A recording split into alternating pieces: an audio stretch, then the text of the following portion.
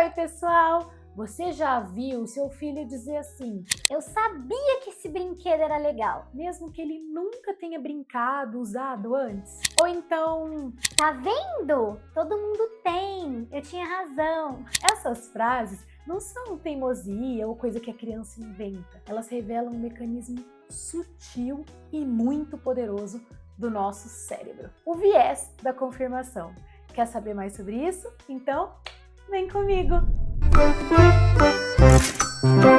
Bom, hoje eu vou mostrar para vocês como que o viés da confirmação começa a se formar ainda na infância. Como ele influencia a forma como a gente gasta, como a gente toma decisões e como é possível ajudar as crianças a refletirem com mais autonomia e menos pressa. Bom, então vamos lá. O que é o viés da confirmação? O viés da confirmação, assim como os outros vieses comportamentais, é um atalho mental. Esse atalho mental faz com que a gente preste mais atenção às informações que reforçam tudo aquilo que a gente já acredita e ignore completamente todas as coisas que contrariam as nossas crenças. É como se o cérebro dissesse: se eu acredito nisso, vou procurar tudo que comprove que eu tô certo.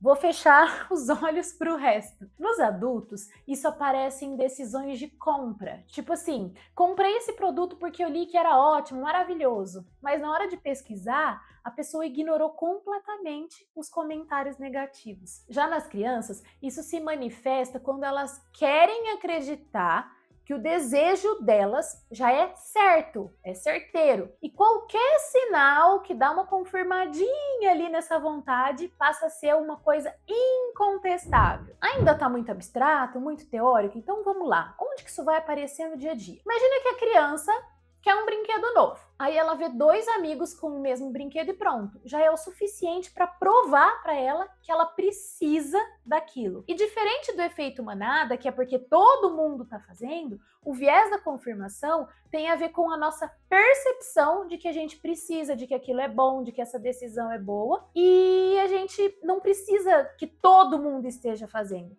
Basta pequenas coisas que aconteçam para confirmar esse nosso sentimento, esse nosso desejo, essa nossa primeira impressão. Aí, nesse caso, a criança não considera outros colegas que nem ligam para esse brinquedo, não considera quem não tem, ela só vai enxergar aquilo que valida o desejo dela. Esse comportamento, vocês podem observar também quando a criança associa um lugar, uma marca ou uma pessoa com algo bom e passa a interpretar tudo vindo dali como positivo, mesmo sem analisar a verdade. É um modo super automático de pensar e quanto mais emocional for essa decisão, mais o viés de confirmação entra em ação. Para as crianças que estão aí com o cérebro em formação, né, que estão em desenvolvimento, você imagina, por exemplo, associar algo bom a um youtuber, por exemplo,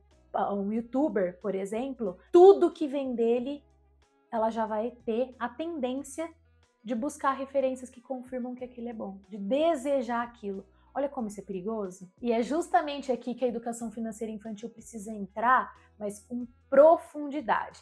No livro Meu Poderoso Cofrinho, trazendo aqui os exemplos das minhas literaturas, a criança aprende a pausar antes de agir, a esperar, a pensar nos motivos pelos quais ela quer gastar, ou poupar, né, reservar uma parte do dinheiro. No Minha Mesada Pode Mais, eu proponho um exercício de escolha consciente, justamente para quebrar esse pensamento automático do quero porque quero. Essas histórias ajudam as crianças a se ouvirem de verdade, não só a ficar reforçando o que elas desejam, mas a procurar entender o porquê daquilo, analisar os dois lados. Uma criança de 6 anos, por exemplo, ela está começando a formar pequenas certezas sobre o mundo. Ela acredita que algumas marcas, algumas pessoas são melhores só porque viu um comercial ou porque o amigo que ela admira tem, a socialização está começando a ficar muito forte. Aqui, a nossa função como pais é incentivar o diálogo. A gente vai fazer perguntas, e sempre perguntas abertas, que deem chance para a criança se expressar mais livremente. Por exemplo, tem algo que você não gosta também? Isso vai ajudar a criança a olhar aquele objeto com mais neutralidade, e não só com essa lente enviesada daquele desejo que já está confirmado. Eu quero porque eu resolvi que é bom, não porque eu analisei. Já aos 7 anos, por exemplo, deixa eu pensar como exemplificar. As crianças nessa idade tendem a reforçar ideias próprias com base em pequenas evidências. Por exemplo, se ela ganhou a figurinha premiada de uma marca, ela passa a acreditar que aquela marca é melhor e que a figurinha dela vai vir sempre premiada. Nesse contexto, nesse exemplo, é o momento de introduzir o conceito de comparação. Mostrar que uma experiência positiva não garante que todas elas serão. Você pode dizer, foi legal dessa vez, deu um prêmio aí, mas será que vai ser sempre assim? Vamos observar mais? Isso vai plantando uma semente de análise crítica. Aí vamos lá, para outra idade. Aos 8 anos, as crianças já estão muito mais verbais, mais argumentativas. Elas vão começar a construir justificativas porque elas querem, cheia de argumentos, de porquês, mas muitas vezes essas justificativas vão vir enviesadas. Só vão mostrar o lado bom, só vão mostrar o pró daquela decisão. E aqui entra uma ferramenta poderosa que vocês podem usar, a dupla análise. Você vai pedir para a criança listar uma coisa boa e uma ruim sobre aquilo que ela quer comprar, sempre que você perceber que esse viés da confirmação está aparecendo. E aí pergunta assim, se um amigo seu quisesse isso, o que você diria para ele pensar antes de comprar? Essa inversão, colocar a criança para olhar com o olhar do terceiro, o olhar para o outro, do amigo, ajuda a reduzir o viés, porque como o viés está na gente, às vezes olhando pelo olhar do outro, a gente consegue identificar com mais clareza. Aos 9 anos, o raciocínio lógico está bem mais desenvolvido, mas o viés da confirmação também está presente, só que de uma maneira mais sutil, mais parecido com o que a gente usa, nós como adultos, né? A criança vai tender a construir argumentos para convencer os pais e para se autoconvencer, para convencer a si mesma de que a sua decisão faz sentido. Nesse caso, a gente pode usar um recurso da ciência. O advogado do diabo. Mentira, né? Não é um recurso da ciência. Mas a ideia é incentivar a criança a pensar. Tipo, e se isso não for tão legal assim? E se você não gostar tanto quanto imagina? Plantar essa dúvida, essa sementinha, não é só um freio, é um convite muito legal e muito importante para reflexão. Agora vamos lá para os 10 anos. O viés acaba se alimentando também da internet, porque por mais que você tenha evitado tela até essa faixa etária, aos 10 anos é mais difícil de controlar. A criança vai procurar vídeo, tutorial, comentário, sempre buscando validar o que ela já decidiu que quer. E como os algoritmos são treinados para isso, para mostrar mais do mesmo, ela acredita que tá certa e que todo mundo pensa igual. Aqui, nesse caso, é fundamental ensinar sobre a divergência de opiniões. Aí você vai propor o seguinte, vamos ver o que as outras pessoas disseram? As pessoas que não gostaram disso? Essa prática vai fortalecer o pensamento crítico. Então eu trouxe aqui um panorama de 6, 7, 8, 9, 10 anos para vocês verem como que, embora mude, embora a criança aí esteja com argumentos diferentes, esteja pensando de uma forma diferente, a maneira de atuar é sempre muito parecida, é sempre buscando incentivar a reflexão, que é exatamente onde um viés atua. Quando a gente está tomando uma decisão enviesada, a gente não está refletindo. Então trazer a reflexão para a cena. Aí nesse caso eu cito aqui o livro Valor das Coisas, porque ele ensina a criança a não se apegar a uma ideia, mas a buscar o que realmente importa. Quando ela entende que o valor não está só no que ela deseja de imediato, mas no que se constrói ao longo do tempo, nas experiências, ela aprende a questionar até as próprias certezas. E isso é um superpoder, né? Agora vamos, gente, falar da ciência por trás. As pesquisas mostram que o viés da confirmação está presente até em decisões mais complexas, como investimentos, carreira e relacionamentos. Vocês já perceberam que às vezes a gente quer ouvir um conselho? Ah, sei lá,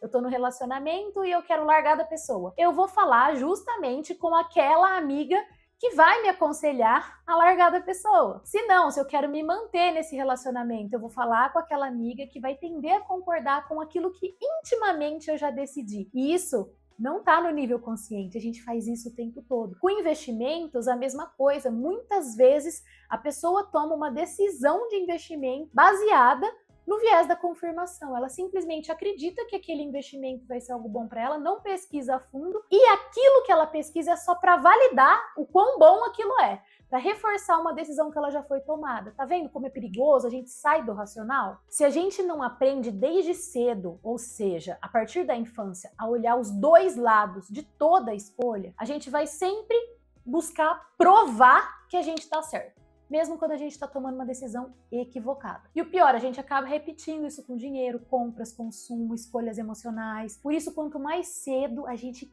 quebra esse ciclo, mais liberdade a gente está dando para as crianças. Bom, para encerrar, vamos falar de estratégias práticas. Na prática, o que funciona, Clary? Peça sempre mais de uma justificativa para o que a criança quer.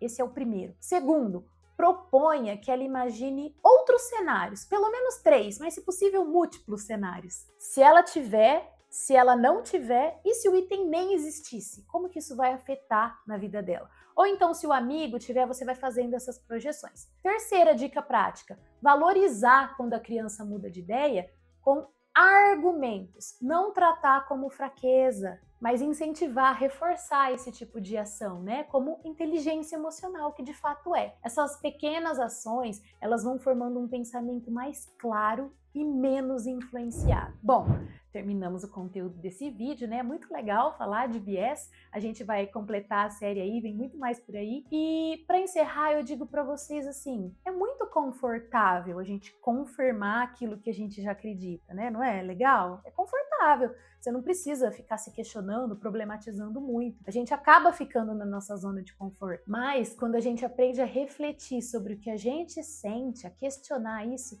é libertador. E ajudar as crianças, nossos filhos, nossos alunos a pensar com profundidade, aprender a fazer escolhas e não só buscar validações, é um legado que a gente deixa, é algo assim que não tem nem como...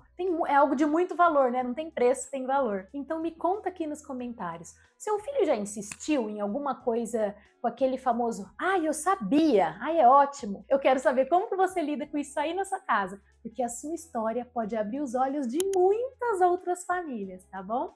Um beijo e até o próximo vídeo!